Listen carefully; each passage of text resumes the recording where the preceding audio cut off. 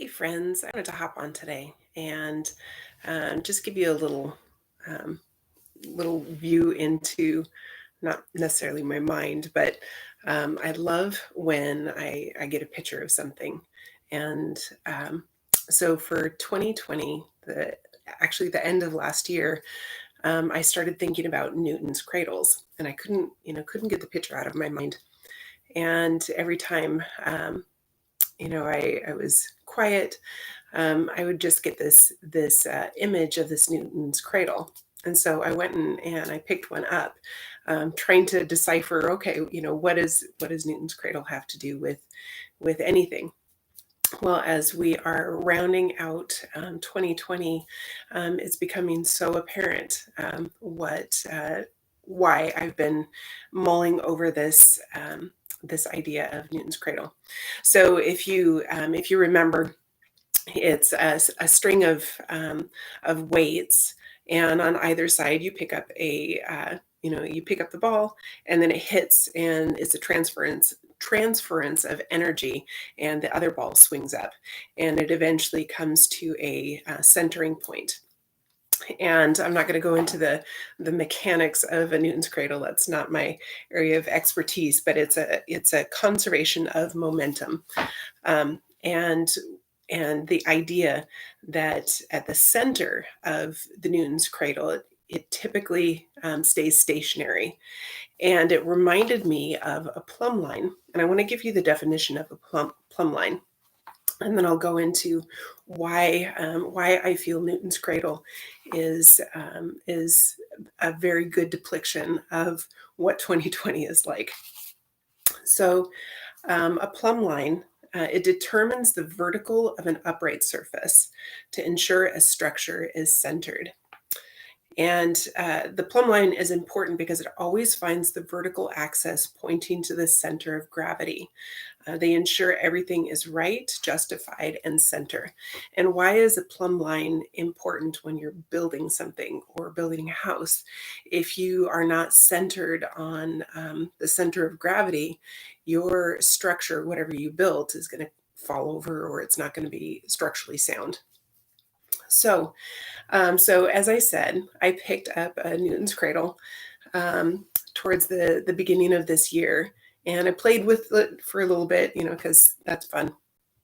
But this is the Newton's cradle. I want you to notice something here. It's completely messed up. I don't know what happened to it. I have a feeling that it was played with by somebody other than myself, and it became totally tangled. I did try to straighten it out at one point, and the strings ended up breaking, and I've got tape on here, and it was just a nightmare to unravel. Um, and you can't even see, what vertical is here, right? So what does that have to do with 2020? So here it is. You ready? God is the center, the plumb line. He is the vertical. He is the one that shows us that whatever we build, if it's aligned with Him, will be structurally sound. So that's one point. Another point is we have so many different opinions. If you watch the news, or if you read your Facebook posts, or any number of, even having a conversation with somebody behind masks at a grocery store, you're going to find a difference of opinion. And what ends up happening is this momentous opinion, if it's not focused on the plumb line, ends up getting tangled just like this, right? It's good to have difference of opinions, right? That's what helps us create. That's what helps us learn and grow. But the problem comes when our difference of opinion becomes the center of our universe, right? And when we think my opinion is the only opinion that is right, and we slam it into other people, it's going to end up looking like this, right? So the point is, Who is our truth? What is our vertical based on? Is it based on our truth, our opinion, how we think things should go, um, what our lens is as we look out at the world?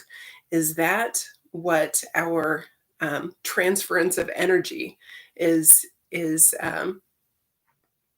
going to, right? And we know that we need to be in alignment, right? Heart, mind, soul, and strength. Worship the Lord your God with all your heart, with all of your mind, with all your soul, with all of your strength. And it's the idea that it doesn't matter if you're on the left or the right of this. And I'm not talking politics. I'm just talking just in general, right? Difference of opinions. We we are in the process of being put into alignment with God, if we have a desire to. And we're never going to come to, perfect alignment, because we live in a fallen world, right? But are we taking all of our energy? I don't know if you can see it. Are we taking all of our energy and all of our opinions and all of our arguments and all of our frustrations and slamming it into other people? Or are we saying, okay, I'm going to line, I'm going to be quiet, I'm going to be in alignment with him, and I'm going to come to a place where I realize that I need to make sure that my vertical is correct, right? And I had heard a really interesting quote the other day, and it said, "Will your truth remain after you're gone?" So what I mean by that, a big T truth and a little T truth. Brooke Boone talks about this in her classes. Um, the big T truth is, let's see. Okay, let's back up. I'm going to totally slaughter it. So sorry. The little T truth is that there are black cats. The big T truth is there are cats. I can't think of a better explanation. But our wrong assumption is to say that all cats are black. Or, um, you know, I can't think of anything else. So, does your truth last your lifetime? When you're gone, does that truth still remain? And the only thing that will eternally remain is the word of God. And I'm not going to mix words. God is the center, the center of gravity. So even though our our 2020 might look like this poor little dilapidated, dusty Newton's cradle, what can your place be? And just stop and think about that for a little while. We can't solve the whole world's problems, right? But we can um, focus our intention and our attention on the plumb line, making sure that we ourselves are lined up vertically. So friends, I want you to be encouraged by that. Um, even though, even though this looks like 2020, God can unravel it, and he will, because he's faithful. So have a lovely, lovely day. And you will never look at a Newton's cradle the same without thinking of our poor, dilapidated 2020. But God is the great unraveler. So center on him, focus on him, and make sure that your vertical is in alignment with him. Have a great day, friends. Bye.